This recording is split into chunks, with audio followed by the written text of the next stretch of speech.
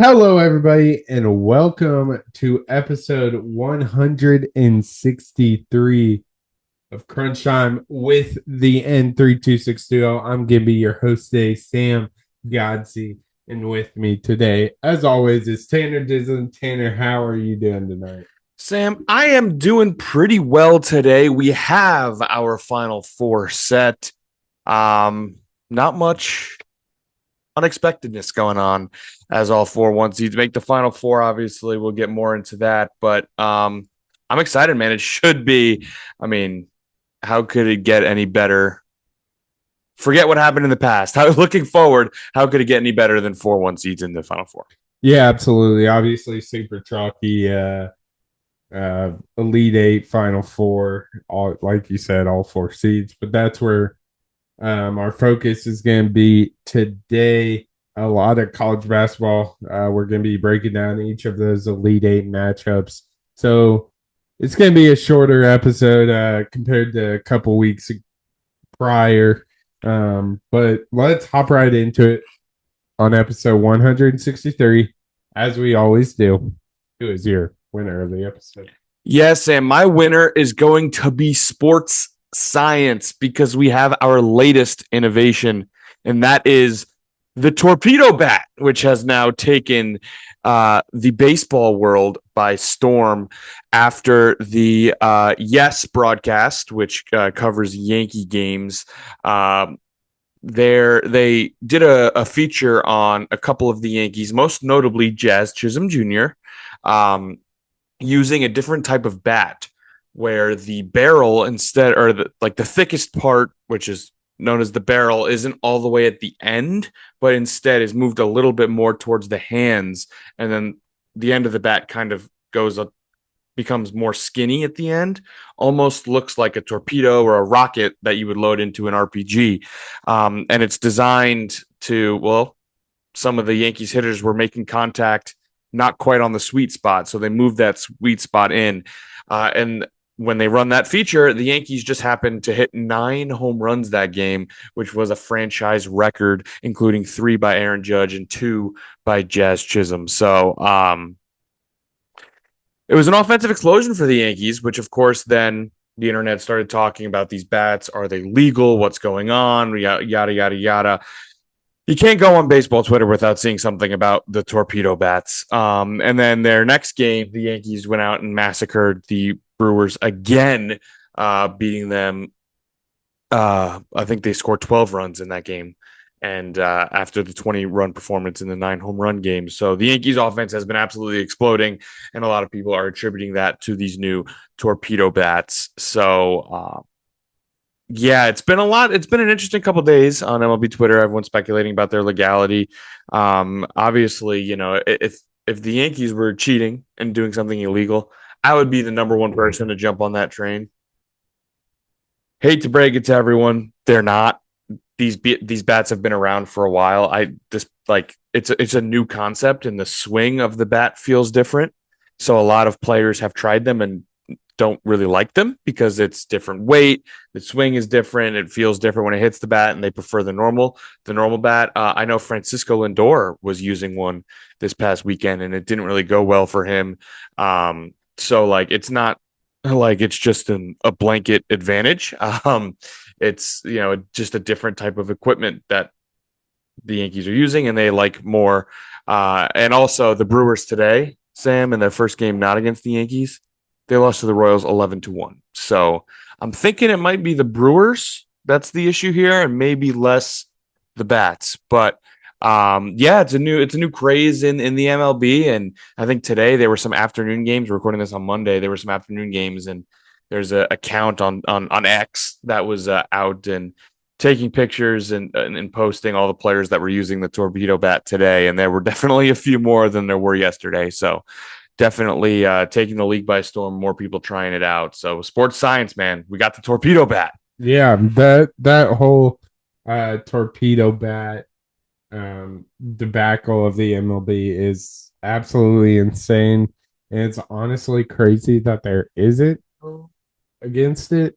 Um, Yeah, and the fact this hasn't been more like more used in years past is kind of crazy to me. But according to the MLB rules, yeah, they're not breaking. But I also think they just have really good players as well. Yeah, So that's very true. And like it's really tough because like the rule is like vague, it's like how do you yeah, like it's like one piece of it wood. says I have All right, it's let's see it. MLB Yeah. rule 3.02 states the bat shall be a smooth round stick, not more than 2.61 inches in diameter at the thickest part and not more than 42 inches in length. The bat shall be one piece of solid wood. Yeah. So like Extremely vague. extremely vague I'm for sure sure. that's going to get edited if this onslaught of home runs and stuff And continues. and that's what's gonna bother me is if like the league catches like the more people start using it, more people start having success with it, and then the league steps in and bans it.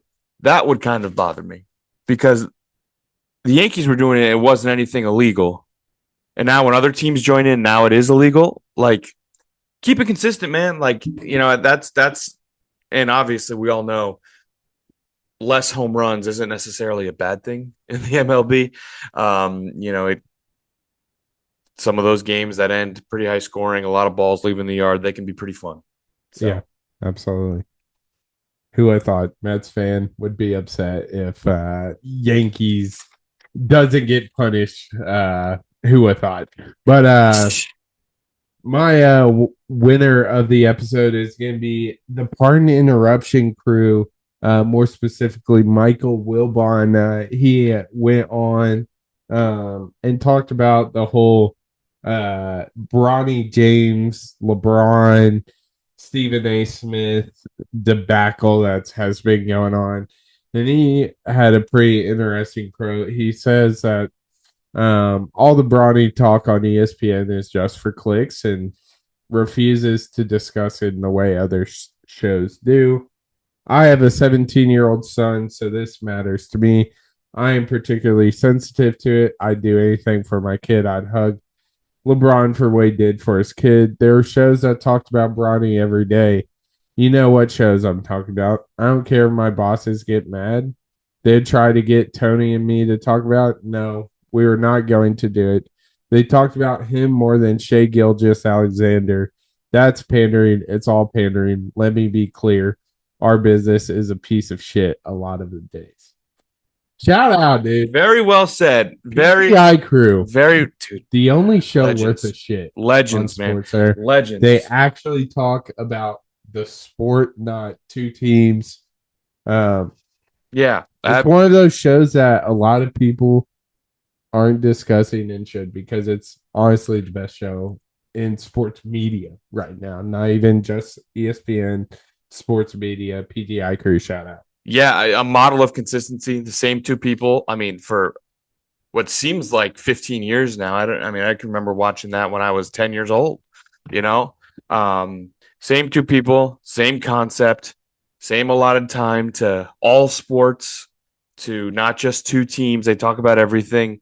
Really, yeah, really well done. And never seen a clip of them just being yelling for no reason, Yeah. saying the most outlandish stuff to go viral.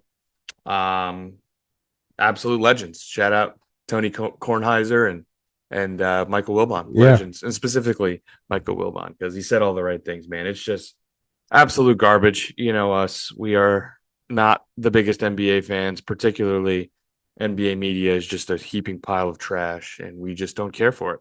Yeah. So PTI has been around since 2001 and still crushing it. It's just My God, best. 15 Like, years. Try 25 yeah, years. absolutely the best. But Tanner, the NBA media coverage could be a loser damn near every Yeah, of episode. But course. who is your loser of the episode? Yes, Sam, my loser of the episode. The news actually broke about 30 minutes ago. My loser is going to be Jurickson Profar, the outfielder for the Atlanta Braves. He had a breakout season last year for the San Diego Padres.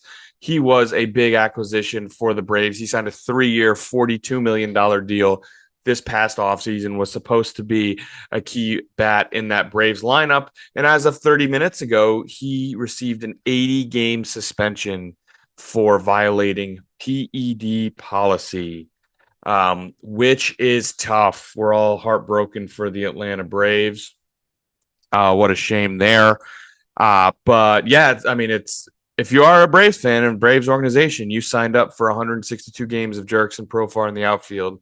You're not going to get it. You're only getting half that. So that sucks for the Braves. Sucks for Braves fans. Obviously, sucks for him. He again. I don't know the whole story, but he's tested positive for it. So there's a reason for that, whether or not he was blatantly cheating or an accident, whatever. But it's tough. It's a bad situation. So yeah, not a great look for Jurickson Profar. Damn, talking about Yankees and Braves, I'm sure Yeah. you are heartbroken. I mean, I would be yeah, happier if the Yankees did not use torpedo bats that's true. and went and did not score 20 runs in a game. That Yeah. would make me happier.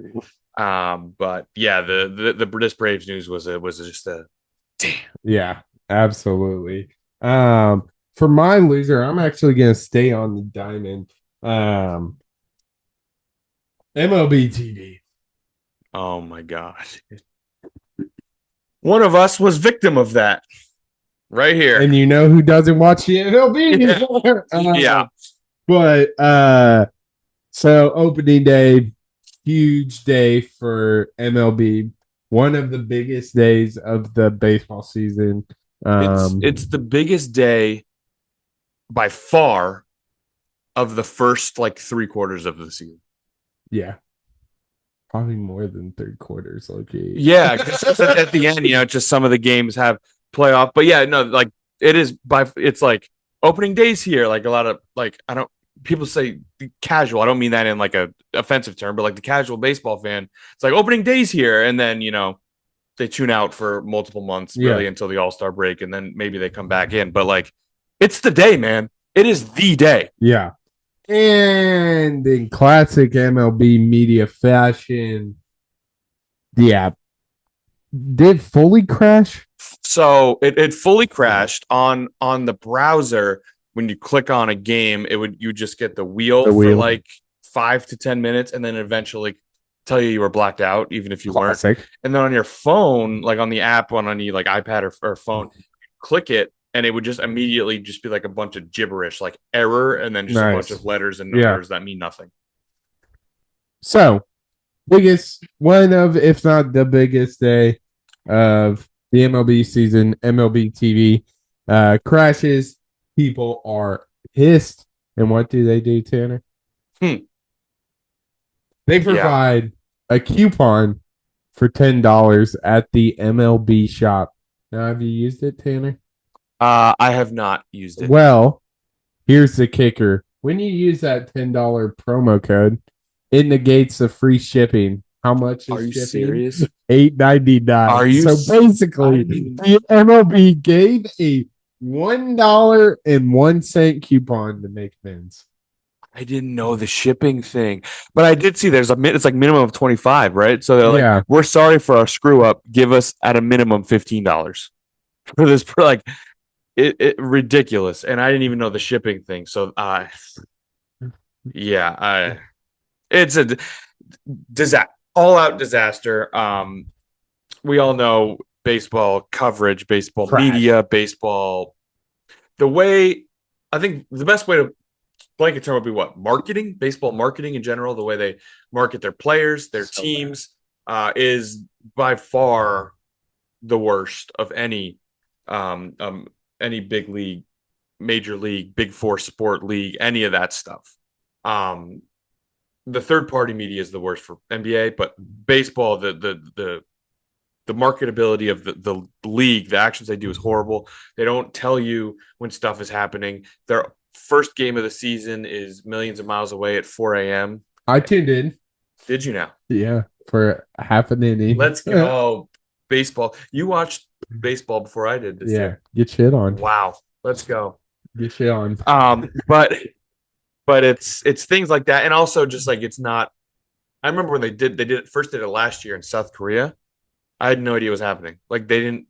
I'm shocked. I follow MLB on everything. I'm as big a baseball fan as there is, and I didn't know what was happening. Who would thought? Yeah, it's horrible. And like even like app coverage, like I follow the Cubs on even that's like they don't provide good game updates at all. No. Like I'll Dansby Swanson hit a home run. Click on it, they're down 3-1 in the bottom of the sixth. You're like, It's what? You're like, awful. what the hell happened here? And with specifically with the blackouts, So we bad. all know that. I mean, the the the localized coverage of games, I think in theory is a good thing. But then when you have all these companies fighting for rights and they're so picky about who can have it, and it's just a disaster. Um, and MLB TV is it's their streaming service. It's what a lot of people use to watch their teams all across the country, and to have it out on opening day is brutal. Just another feather in the hat of the Mm-hmm. MLB just being a disaster, a marketing nightmare, marketing disaster. Yeah, absolutely. But hey, you ready to talk some ball? Let's talk ball. Let's kick it off. Sweet 16 matchups. We'll start in the South. Not super competitive in this first one. Auburn takes on Michigan, gets it done. Not a, Auburn handled the 7 foot Giants pretty well, Tanner. Talk to Yeah, me. yeah, they did specifically in the second half because if you remember, Michigan did have a lead in this game. Um, I forget exactly at what time it like completely turned, but Michigan was down one at half, and I believe they were up 10 like 5 minutes into the second half, and then Auburn flipped the switch and they went on like a 42-16 run to end the game. Um, it was the Auburn of old. I mean, it was the Auburn of old, and up until this game, it seems like we all know Janai Broom, one of the best big men in the league. We all know that. It seems like this team's MVP thus far has been none other than Tahad Pettiford off the Yeah. bench. He has provided just meaningful minutes, meaningful scoring off the bench. When I do got to shout out Denver Jones. He had 20 himself, but other than Broom and Jones, the rest of their starters combined for 12 points. Yeah. 20 of those from Pettiford off the bench was huge. Really sparked their run. So the second half was the Auburn of old, and spoiler alert, that didn't change. Yeah, absolutely. So, not a super competitive game in that second half. Auburn kind of took care of business, but this one was close. Ole Miss falls to the Michigan State Spartans 73-70. Tanner, talk to me about this one. To be honest, this was kind of the same story. Yeah. Ole Miss had another lead late, and they let it slip. Michigan State with an excellent comeback in the second half. Ole Miss had a lead of 10. Their biggest lead was 10 in the first half, and they also had a lead of 9 in the second half.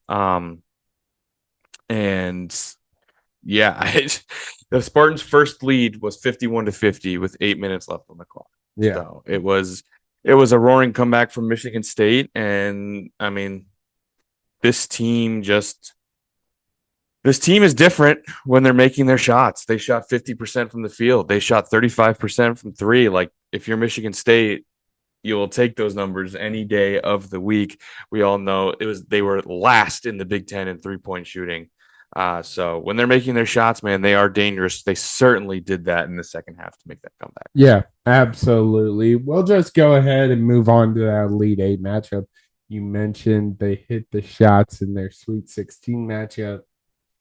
Michigan State was the second coldest team of the Elite Eight, shot 34% from the field. Trey Hallman went like 0 for what it go? 0 for 10. 0 for 10 from the field from Holloman, 6 for 17 for Akins. 4 for 13 Yep. from Richardson Jade coming off Richardson. that 20 point outing. Tanner, this score seems closer than it actually was. 70-64 was the final, but Auburn dominated this one. They sure did, Sam. I mean, right from the jump, they blitzed them. Got it. I think there was at one point it was 23-8 when Izzo used a timeout. Um, Real impressive start to the game for Auburn, and it was done on the back of again the one of the best players in the country, Janai Broom. He was unbelievable. He had a first half double double again, as he did last game against Michigan. 10 for 13 from the field, 25 points. Was an absolute beast. He even did it from deep too, going 2 for 2 from beyond the arc. Excellent. I mean, he was excellent. There's his handprints were all over this game. He did, however, sustain an injury as he was falling. It was like a hyperextension. It was a weird injury and a scary one. Yeah, hyperextension of his elbow. He came back in. Definitely was favoring that arm. Not really, it was kind of like had it close to his body, as some people do when they have an arm injury. But now they won this game, obviously, so they have 6 days to get him right. But he did come back in and he did hit a few shots.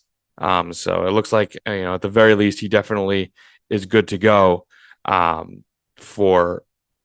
He'll be good to go for Saturday. Just how good we're not sure. Yeah, he today Bruce Pearl said didn't practice they as a team didn't practice.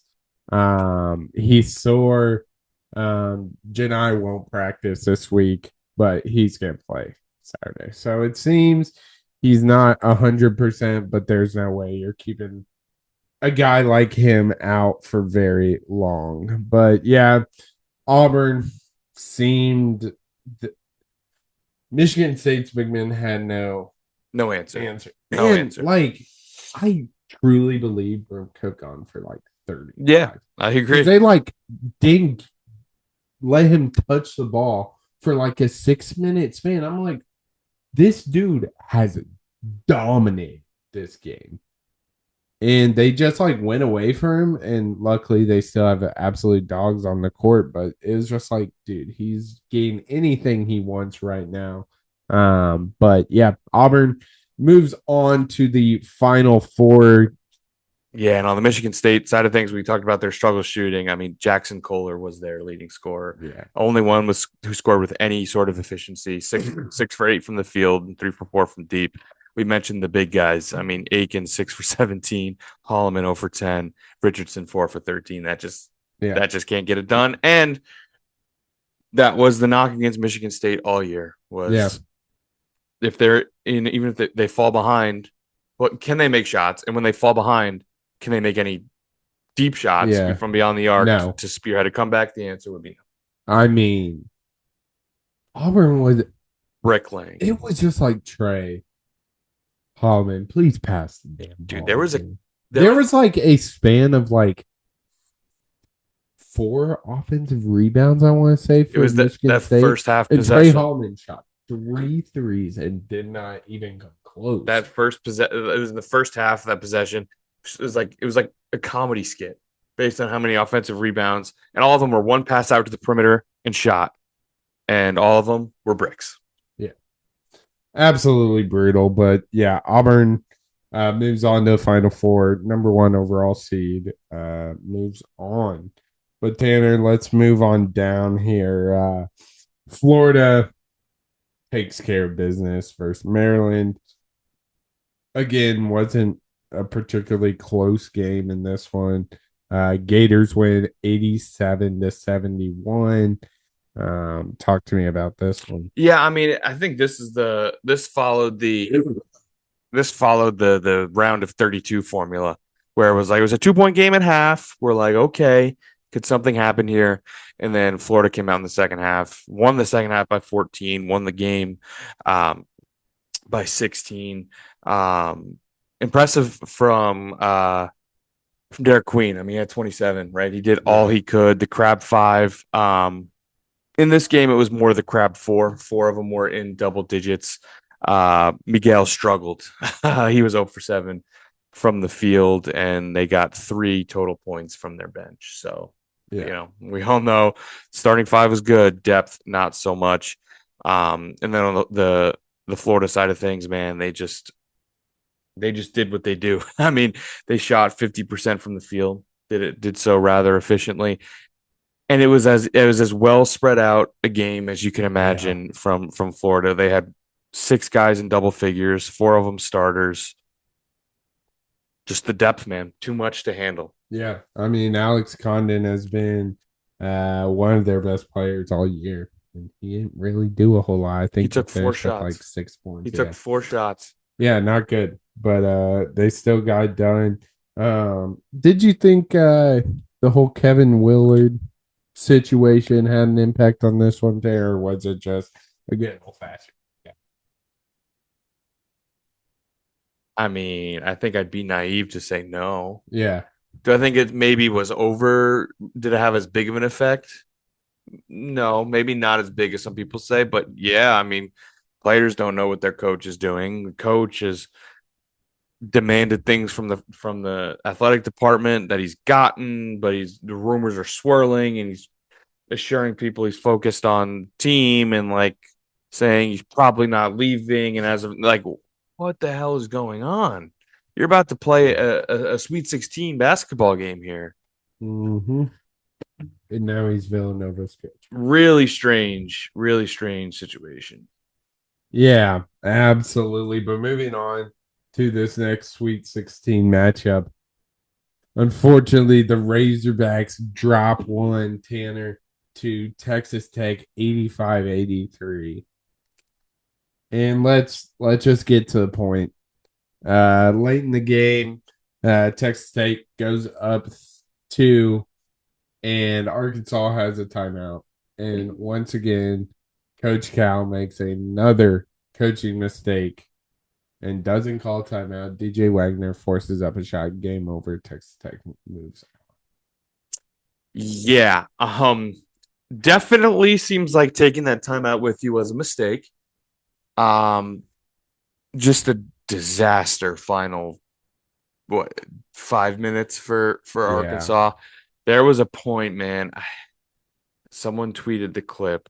It was a three, put them back up by I believe 10 with 8 or so minutes yeah, left in the game, and it really felt like, oh boy, like this one might be done and dusted. Heartbreaking stuff, and I can only imagine what your your brother went through yeah, watching that game. Yeah, really unfortunate collapse from Arkansas, but we do of course need to shout out John L. Davis. Great yeah, game from him. He had 30, did all he could. Also Carter Knox with 20 of his own.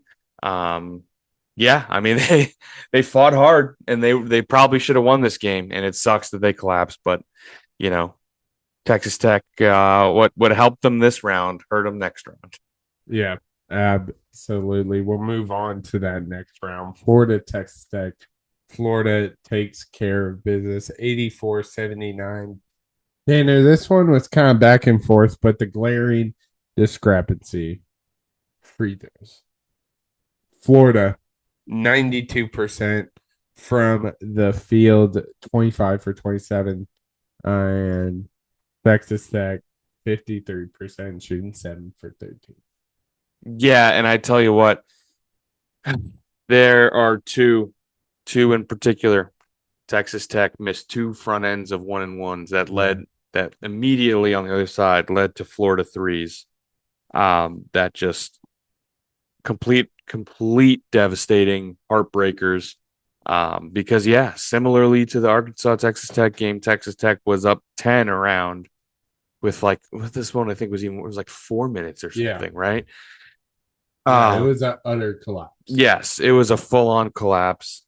Um, so it's yeah, I'm looking at it right now. Yeah, with about like 5 minutes left in the game, they were up 10. And you want to let a team into a game back into a game, don't make free throws and don't defend the 3 point line. Yeah. Yeah. Walter Clayton is a name that we've been talking about throughout the tournament. Absolute dog. Stepped up big. Wasn't wasn't playing particularly well that first half. Had a great bounce back game. Second half, 30 points, 3 for 8 from the three, 7 for 14 from the field. Dude was absolutely cooking in that second half, and it's a big reason why Florida had that comeback late in the game. Yeah, I mean, it's tough. Texas Tech played a great basketball game, led for 3 or 7/8 of it. It seemed like, and it just, yeah, you can't give a team like Florida those opportunities. They will absolutely take them, and they did. So, what a shame for Texas Tech. Great season, but really felt like it could have been more. Yeah, absolutely. But Florida moves on out of the West, making them our second one seed. But let's move on up to the East, Tanner. First matchup in the Sweet 16, Duke, Arizona. We had all the storylines. Caleb Love taking on the Duke Blue Devils. And I gotta say, Tanner, this is probably the best game I've seen Caleb Love play. He was the sole reason Arizona was even competitive in this game. He was absolutely phenomenal. Yeah, he was. He had 35 on his own. Played all 40 minutes because he wasn't gonna be on the bench at all this game against Duke. He was great and he tried his damn best. And look, Arizona, the game was closer than I thought it would be. You and I talked at length how it's ripe for a Caleb Love disaster class. That's not what happened. He tried to will his team, but there's just too much on that Duke sideline. Cooper Flag with 30 of his own, Con Knipple with 22. Or excuse me, or 20 as well, not 22. And Sion James with 16. They have just Dogs. just everywhere. There's not a single weakness. They have shooters, they have big men, they have depth, they play defense, they score the basketball. There's not a single weakness on this Duke basketball team. Yeah, exactly. And I think obviously Cooper Flag's the main. This is probably, if not the best, one of the best offensive performances I've seen. 30 points, 9 for 19, 3 for 5. He was doing everything. And I just can't talk about this Duke team enough. They are loaded from top to bottom. I mean, Caleb Foster, who's like their eighth man, and they're not even eighth man, like seventh, eighth. Um, he is a 4 or 5 star recruit. Got 4 minutes in this one. Yeah, They just have dogs. I'll put it to you this way. Dogs. The in the Sweet 16, or excuse me, round of 32 game against Baylor, when we were talking about how, my God, this Duke team is so good, so good. The guy we were talking about was Tyrese Proctor, because he had 25 and he was magnificent. He had 7 against Arizona, and Duke scored 100. Yeah, it's stupid, dude. That team is so freaking good, and we'll talk about what they did in the next matchup. But BYU, Alabama. Now, Tanner, if you had to pitch an NBA fan, college basketball fan, this is the one for you. Alabama said, I'm just not gonna shoot the 2 pointer today. Let's just let the effort fly from three. And boy, they could not miss. 25 of 21, 25 of 51, excuse me, 49%. And BYU, who I think both of us, I know I did, thought they could compete offensively. I think I even called the upset. I thought they had the better defense. Unfortunately, I was wrong, and I did not expect BYU to shoot 20% from three. But damn, Tanner, Alabama was hot. Look, shooting 49% from 3 is very impressive. Doing so over a 51 shot sample size is nuts. Alabama in this game, they attempted 66 shots. 51 of them were 3. They took more free throws than they did 2-point shots. That's elite shooting. Elite shooting. And obviously they scored 113. And BYU just simply put could not keep up. You mentioned they didn't shoot well themselves. It's a rough time to not shoot well going 6 for 30. A team that does also like to put up threes. But man, I don't know. This is the problem with Alabama, because I think this team overall was a worse 3-point shooting team than they were a year ago. But when they do this, which was always a possibility, they're borderline impossible to beat. Yeah. BYU just simply put, could not keep the pace with the scoring from Alabama. So yeah, the story of this game starts and ends with the 3-point shot. And Alabama was absolutely elite and incredibly efficient. I mean, I'm looking at like some of these numbers, like Marcus Sears with 10 for 16 from 3. Stupid. He had 34. Young blood, and 30 for 11. He had 34, 30 of which were from beyond the arc. Holloway off the bench, 23, 6 for 13 from 3. I mean, I saw a stat. If Alabama did not make a single 2-point shot, they still would have won this game. Yep. Which is absolutely absurd. Unfortunately, Tanner, that hot shooting ended very quickly as Duke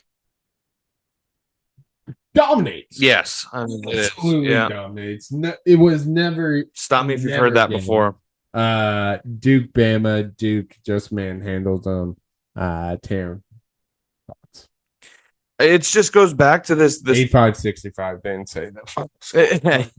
It just goes back to this Duke team, man. Like, the whole time I want to talk about their ability to score the basketball. Cooper Flagg, Tyrese Proctor, Con Knipple, all of these really good scorers. But simply put, in this game, they scored 3 less points than BYU did when they got ran out of the gym in the past game. This Duke team is elite defensively. Yeah. This Alabama scored 113 against BYU, 65 against Duke. Yeah. Held them to 25% from beyond the arc. Yeah. I mean, this team can beat you every which way. This was probably Mark Sears' worst game of his career. I think Duke's length especially got to him. Absolutely. His 6'1" height showed this one. 2 for 12. But to be fair, Tanner, I knew it was going to come.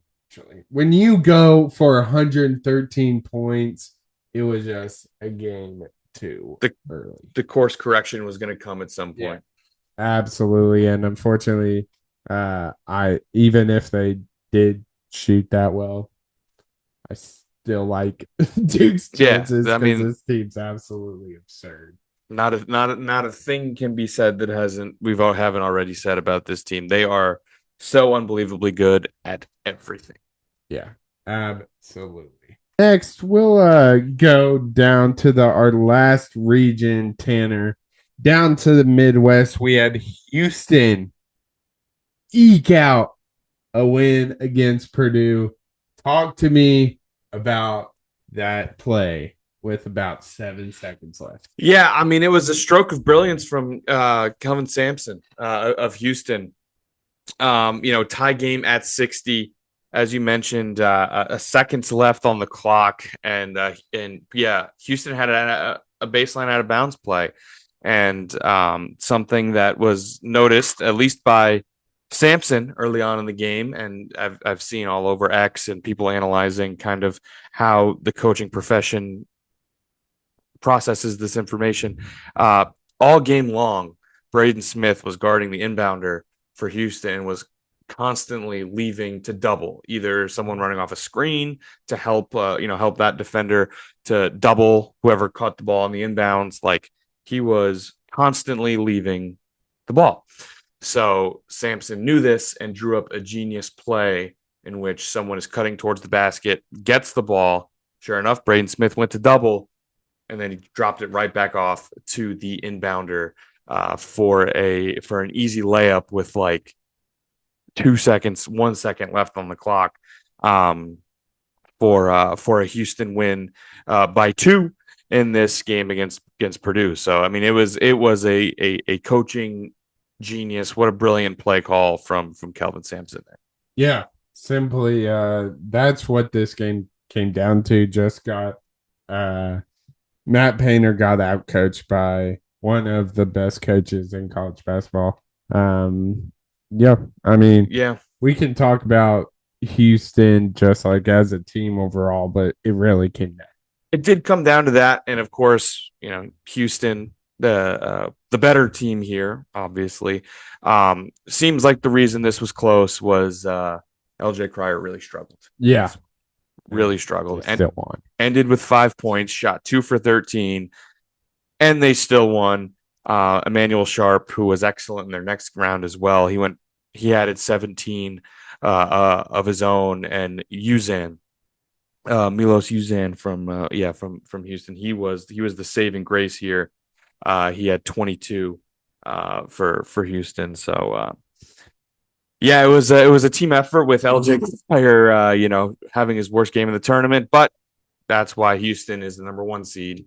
They're able to win in multiple ways. Yeah, And that's what they do. absolutely. But yep, Houston gets it done. But we have a SEC matchup between Kentucky and Tennessee. Tennessee gets this one done in relatively easy fashion, 78-65. Talk to me. Yeah, this was pretty much wire to wire for Tennessee. Held Kentucky at an arm's length for most of the game.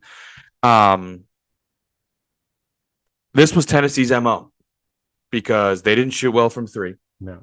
They shot 26% from three. They were fine, from the field. They shot more free throws than Kentucky. They got way more offensive rebounds than Kentucky. Second chance points, points in the paint. They had more assists than Kentucky. This is just how Tennessee liked to play that. Yeah. Like They it like was, to muck it up. they like to muck it up. They didn't launch it from three. They played sound fundamental basketball, crashed the boards, especially on the offensive side. Second chance points, points in the paint, and really just held Kentucky at bay. Yeah, absolutely. Played lockdown defense across the board on Kentucky's best players. Lamont Butler did play well, 18 on 7 for 10 shooting, but Kobe Brea sucked. Like, no way to sugarcoat this one. 1 for 7, 5 points. Owe had 13. Those are kind of their three big dogs. It was a rough showing for Kentucky. Yeah, I mean, there's really not much to add other than Tennessee MO came into fruition that night. Yeah, and this game, I mean, this kind of went how I thought it would Yeah, go, and it's kind of just got me thinking, like, how did Kentucky beat this team twice? yeah, honestly. But obviously that SEC schedule, it's brutal. Absolutely.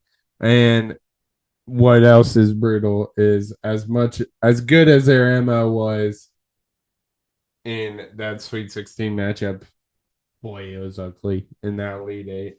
Houston takes down the Volunteers 69-50, and Tanner. I mean, this one from start to finish, absolute ass whooping. This was the game I had in mind when I said Tennessee wouldn't make the Sweet 16. This exact game, they scored 50 points, shot the ball 29% from the field. No, not from three, from the field, 29%, 17 from three. This was the team I envisioned, the team that just could not stand on a boat and throw it in the ocean. All starters who were not named Chaz Lanier combined for a total of 15 points. It's pretty good. Lanier had 17. It's about their halftime score. So hey, I think it might have been exactly their halftime score. I I think it might have been exactly their halftime score. But Lanier had 17 on his own, but a very inefficient 17, going 4 for 18 from the field and 2 for 12. Can't lose confidence. Gotta respect it. This is very true. And 2 for 12 from three. Tough. Only 3 people on Tennessee made a shot from three. this was dominant from Houston. Dominant. Dominant. And to be honest here, they didn't really play particularly well on offense. I mean, Cryer had 17 on 6 for 17 shooting, 2 for 8 from 3. Uzan had 6 points. The really bright spot was Emmanuel Sharp, 16. Seemed like he couldn't miss for a couple stretches in this one. But Tennessee just got matched on the defensive end of things. And Houston made shots and Tennessee didn't. But that sets up a very chalky. Very chalky. Very chalky. All number 1 seeds for the first time since I want to say 2007. I think it was 08. 08. Yeah. Because it was Memphis, Kansas. It was D-Rose, Memphis. Yeah. It was Kansas. With Mario Chalmers. It was UNC with Hansbrough. And Westbrook with Yes. So pretty chalky, but Tanner, these matchups. It should be awesome. Should be. Yeah, we thought Houston, Tennessee was going to be good. We thought Duke, Alabama was going to be good. We thought all these Elite Eight matchups. I just don't see how it's not going to be awesome. Right. And I tell you one thing. If this Final Four doesn't deliver, the whole point is you sacrifice some upsets for the better matchup, better basketball down the stretch. I would have thought it would have paid off by now. And not saying there haven't been good games, obviously, like that Arkansas Texas Tech game was awesome. Yeah. Texas Tech Florida was awesome. Going back, Colorado State and Maryland was awesome. There have been good games for sure. But if this does not pay off, I'm going to be really angry. Yeah. Yeah, absolutely. I think everyone will be. I mean, yeah, we've had blowouts, but I think we're going to get like an all-time game. I really hope so. I think Duke versus Houston could be one of the best games of March Madness history. Like, these two teams have the names, have the guys, have the offense, have the defense. I think whoever wins that wins the Natty. I think Duke is number 1 in offensive efficiency. Houston is number 1 in defensive efficiency. It's going to be absolute box office. I believe that may be according to Ken Palm. I don't know exactly what the source is, but there is some data source out there that says that Duke is the number 1 offense and Houston is the number 1 defense. Yeah, it's absolutely insane. Pomeroy's top 10 teams of all time of college basketball. All 4 teams are in. Yeah, and there was something the top teams of the past decade. 4 of the top 6 are these 4 teams here. It's insane, dude. I hope this delivers. I think it will. I don't know about Florida Auburn as much. I'm not as confident in Florida. They're familiar. Dude. And I do want to check. Awesome. I do want to check what their Florida and Auburn's meetings were like this year. So I'm trying to bring that up now. So Florida and Auburn, they played.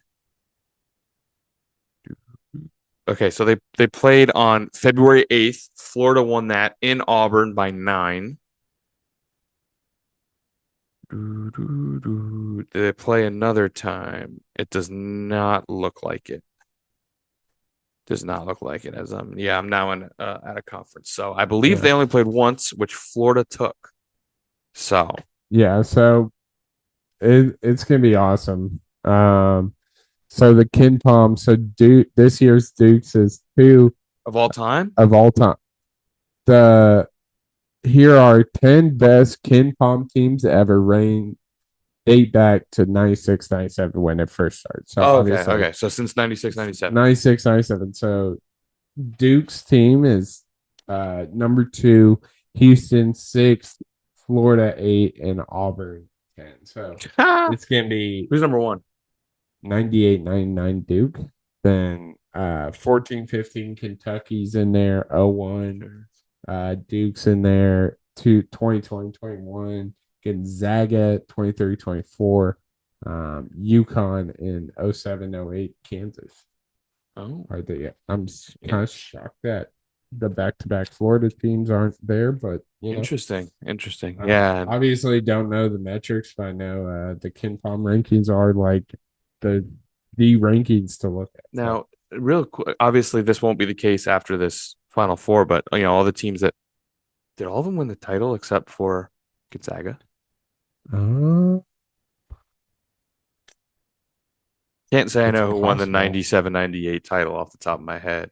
The interesting, the 98-99 lost to UConn Oh, I did know in that the actually. Natty, Right. but the Because that was like a Mecca 2000, Okafor. 2001 Duke team led by Jay Williams and Shane Battier won the title. 23-24 UConn, obviously.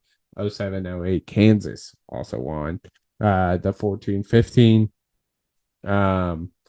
lost to Wisconsin Oh, in the they Final lost. Right. I Four. was thinking that was the team that 2021 won. lost their first and only game of the season in the national championship game. Yeah, that one was crazy. And they got smoked. So by the time the season ends, more than half of the current top 10 will have failed to win. Wow.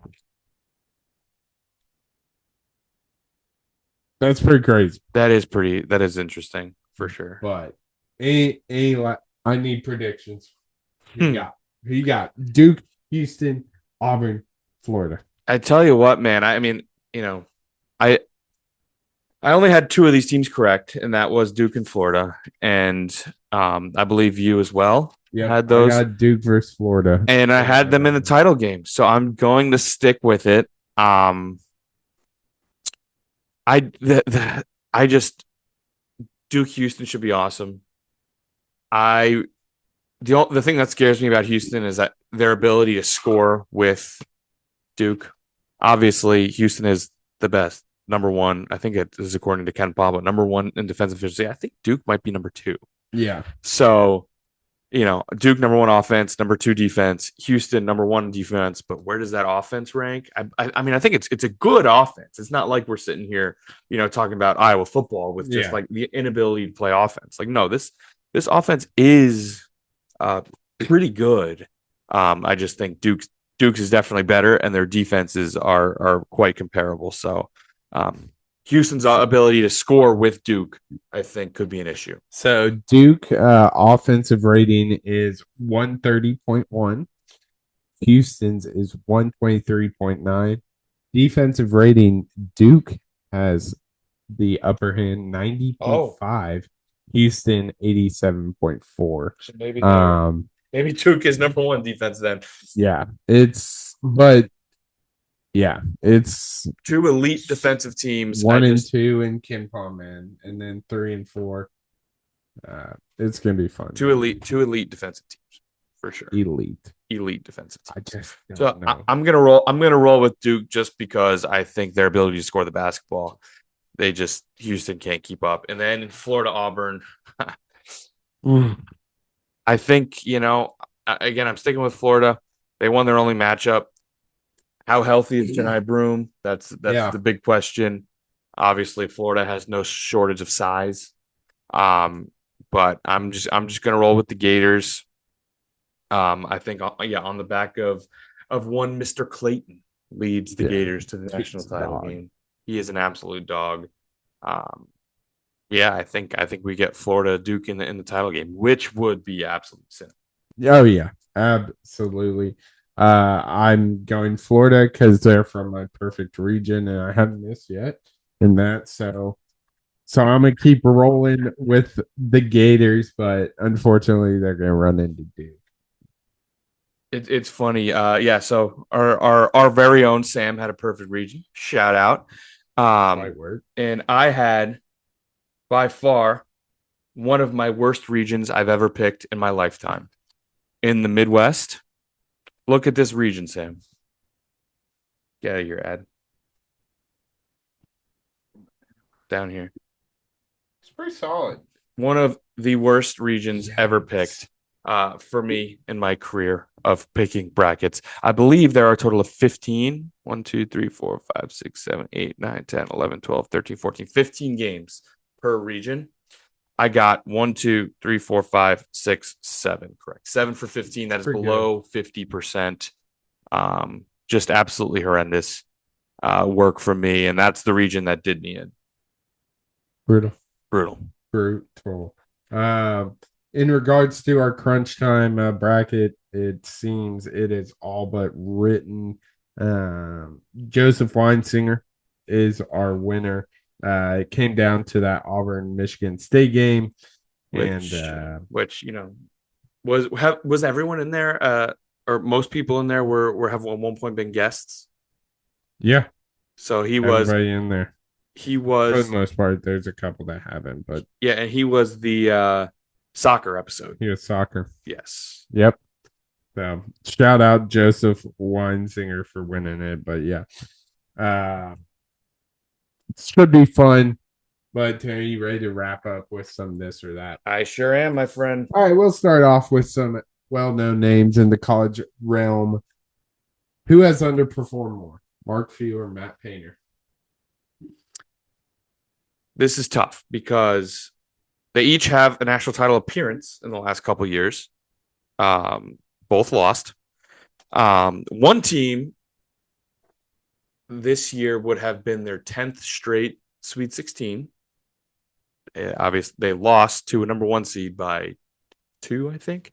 Almost pulled out the upset. And one team has lost to North Texas, St. Peter's, and Fairleigh Dickinson, of course. And one team, however, had the biggest no-show in the title game. Purdue, they were not favored to win against UConn. No one thought they would win against UConn. They played okay. They didn't play bad. UConn was just better. Gonzaga was supposed to win that game. Yeah. And they got the doors blown off. With all of that being said, I can't discount the 9 straight Sweet 16s. I'm going to go with Matt Painter as the bigger underachiever. I know he's gone to the title game most recently, but it's tough because neither of them are known for showing up in March. It's true. Although, which is weird because his teams are obviously 1 seed, so getting to the Sweet 16 is not that's an expectation, but it's still worth something. Yeah. Yeah. This one is harder. Like when I first saw this, I was like, oh, this is pretty. But like, who was your first thought right off the dome? Painter. Okay. Yeah. But take into consideration how much talent Mark Few has had. Yeah, I mean, Purdue were pretty much just going with, we're going Zach Edey and Carson Edwards. Jaden Ivey. Yeah. But yeah, Gonzaga, Suggs, Shet, Timmy, Kispert. Yeah. Who are all on the same team, by the way. And that was the team that got the doors blown off of them. Before that, Morrison. Yeah. Just dogs. Yeah. But as much talent as Few has had, he also Few went to the title game in 18. Yeah, I think 18, and then 21 was the year they lost to Baylor when they got their doors blown off, and then 18 they lost to UNC. Yeah, which was the year after the Nova beat UNC. The next year UNC came back and they beat Gonzaga. So he's been to 2, lost them both, unfortunately. I just can't get over the upsets. I mean, Purdue has endured over the past couple as bad. That might be a recency bias, but losing to 16 FDU, 15 St. Peter's. That's within the past. It was 3 straight years. I think they lost to 14 North Texas. It was a 13 or 14 North Texas, 15 St. Peter's in the Sweet 16, and then 16 Fairleigh Dickinson. I am pretty confident that was 3 straight years of just of those upsets. Yeah, it has not been good. So as much as I want to say Mark Few, but like he's had more talent and but he's never been upset like consecutive year after year. So I am gonna go with Matt Painter, but it's closer than you would think. Um, but yeah, so 22 they lost to St. Pete's. 22, they lost to St. Peter's. Was it 23 when they lost to Fairleigh Dickinson? 23 lost to Fairleigh Dickinson. So 21, did they lose to North Texas? I don't think they had a. Did they have a? Yeah, it was 1920 that got canceled. 2021 was that one in the bubble. Yeah. Trying to who Purdue. Oh, this is this year's. I don't want this year's. But yeah, it's not great. And let's see here. Why is it showing me this year's? Oh, okay, here we go. Yeah, North Texas in 21. So it was 3 straight years. North Texas, St. Peter's, Fairleigh Dickinson, and North Texas was a 13, and Purdue was a 4. It's tough. Yeah, that is not good. Yeah, not good. Not good at all. But let's go to the next one, Tanner. Who is a more annoying fan base? SEC fans or Yankee? Oh man, I think. Whew, I think for me, I mean, I just growing up around so many Yankee fans, it's got to be Yankee fans. I mean, it's especially now with the whole Juan Soto stuff Yeah. that they're starting to act like Mets fans, man. And like obviously huge Mets fan. I think the Mets fan base is like half of the time is the best and most of the time is the worst. And Mets fans just they would always have their eyes on the Yankees because I'm a realist. I understand the Mets are little brother in New York. They will never be as big as the New York Yankees. I get that. That is not a problem. But recently, since the Soto stuff, everything Yankees fans talk about is all about the Mets. It's crazy how they've just completely turned into what I'm not going to say they turned into little brother, but they turned into what little brother would do, and that's constantly look at the other side. So for me, it's Yankee fans. Just and I also I didn't grow up around many SEC fans, which is the opposite for you. That's why I'm choosing the SEC. The fact you cheer for a whole ass conference is absolutely weird. absurd. That is weird. And it's like it creeped into the Big Ten a little bit. I was at work the other day and someone said something about the Michigan Auburn game. And I said, there is no world in the history of ever in which I will root for the Michigan Wolverines to win in any sporting event. And someone said, what about the Big Ten? It's like, I could give a rat's ass about the Big Ten. I root against damn near every single Big Ten team when they're not, when I guess no, I root for every Big Ten team to lose, especially when they're playing non-conference games. So I do not get the conference thing at all. I love it when Big Ten teams lose. That's just me. Yeah, absolutely. And then the final one here, Tanner. Who would win in this matchup? Ooh. The 18-19 Duke Blue Devils with Cam Reddish, RJ Barrett, Trey Jones, Zion, or this year's Duke team? To be honest with you, I don't think it's really close. I think this year's team absolutely runs them off the floor. Agreed. That team didn't have the ability to defend like this year's team does. That team didn't have the depth that this year's team does. Those three guys were really good. But the number of bodies they'll be able to throw at Zion.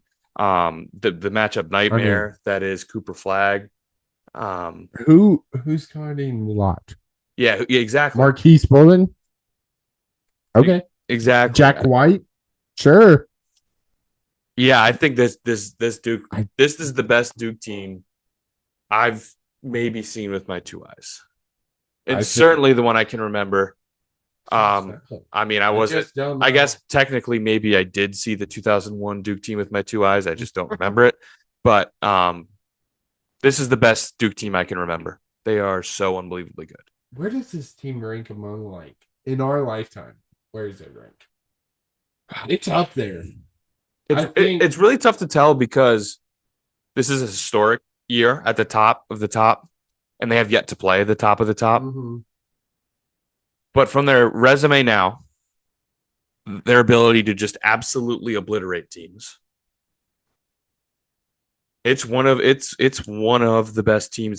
best college basketball teams I've ever seen, without a doubt. Yeah. Yeah, they're definitely up there. I mean, that Kentucky team that won, which one? the Anthony Davis team. Yeah, that team. Like Anthony Davis could guard Cooper Flag. Yeah. At least better than anyone can right now. Especially at college. Yeah, like the younger Anthony Davis.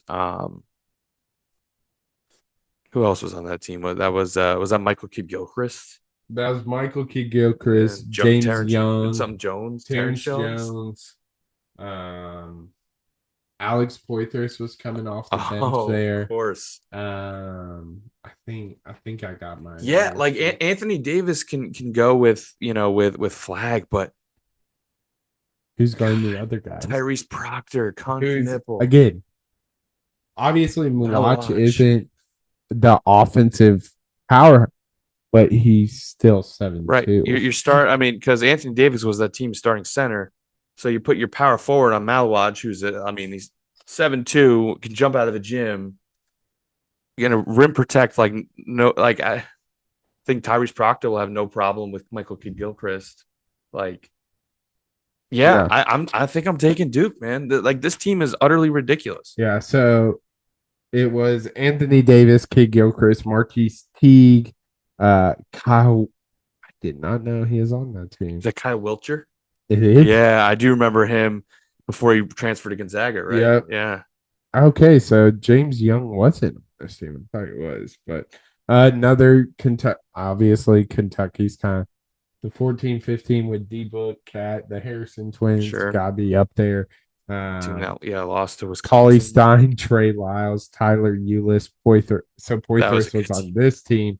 Derek Willis, a 6'9" sharpshooter. That was a good team from Canada. That team might be better than the team that actually won it. Honestly, yeah, they probably are. But yeah, dude, this Duke's team is a different animal. But you got any last thoughts on the March Madness and the Final Four as we head into this weekend, man? Yeah, I mean, I just gotta talk about college, the tournament in college basketball as a whole. Obviously we talked a little bit about the portal. I do think it's definitely making the top teams better, and widening the gap. It's probably played a part in why there hasn't been as many upsets. But in 2008 it was all one seeds. Like, it's not unheard of. These four teams are really good. Definitely not time to press the panic button. That March is over. It has been overall a lackluster tournament. We could make up for it and then some with this weekend, which is a very strong possibility. And these games should be awesome. And yeah, I got, it's college basketball is the best, even though this tournament hasn't been as good as some might like, myself included. College basketball is still the best. This Final Four should be the best. The last Final Four that I think had as much intrigue as this was the Blue Blood Invitational of 22, which UNC was an 8 seed at that point. Mm-hmm. So this should be awesome, man. This should be freaking awesome. Yeah, absolutely. I think obviously not the tournament everyone expected. I think if you would have told me all one seeds would make it, I'd be shocked. But I wouldn't be like, what? There's no ups, no way. Yeah, Like, right. We all saw it as a possibility with the strength of this year's teams, but like I said, I think I said it on that episode. Like 5 of the last 6 years, a one seeded failed to make the Sweet yeah. 16, and last year was the year that all of them did make the Sweet 16. But I also think this year is just an anomaly Yeah, for really college strong basketball teams at the because top, Duke is way up here, Auburn's right here, Florida's right here. and we're also Shit, fucking Duke. Uh, it's just they're all and some here's this four and here's everybody. It's like the gap between these four and everybody is definitely noticeable. Yeah, no, for sure. And something else I think that's actually going to be over soon that I think is playing a part in this because I don't think college athletes have never been older than they are now because of the COVID year. Yeah. Like, teams have been together longer and players have played more years in college. So I think that may have something to do with it as well. Where, it's. I mean, Auburn has a higher average age than the Oklahoma State Thunder. Right. So that stuff matters, and I think as we get more in tune with the NIL era and small schools figure out how to compete, because I think there is a way to. It's tricky, but they'll figure out a way. And yeah, in COVID years, kind of go by the wayside, and everyone still has 4, depending on if they redshirt, maybe 5 years of eligibility. We should go back to the college basketball we all know and love. Absolutely. But that is going to wrap it up for episode 163. A little bit of a shorter episode compared to our last couple, but we still got a lot in there. Talked about some MLB to kick off in winners and losers. And then, of course, we dove into the best postseason March Madness. Talked about those Sweet 16 and Elite 8 matchups leading to the chalkiest of Final Fours. But you can follow the podcast on X, Instagram, and TikTok at crunchtime_pod. You can also like, comment, and subscribe on YouTube at Crunchtime with the N326 duo. But the clock has run out on this one. But we'll see you on the next one on Crunch Time. I'll see you.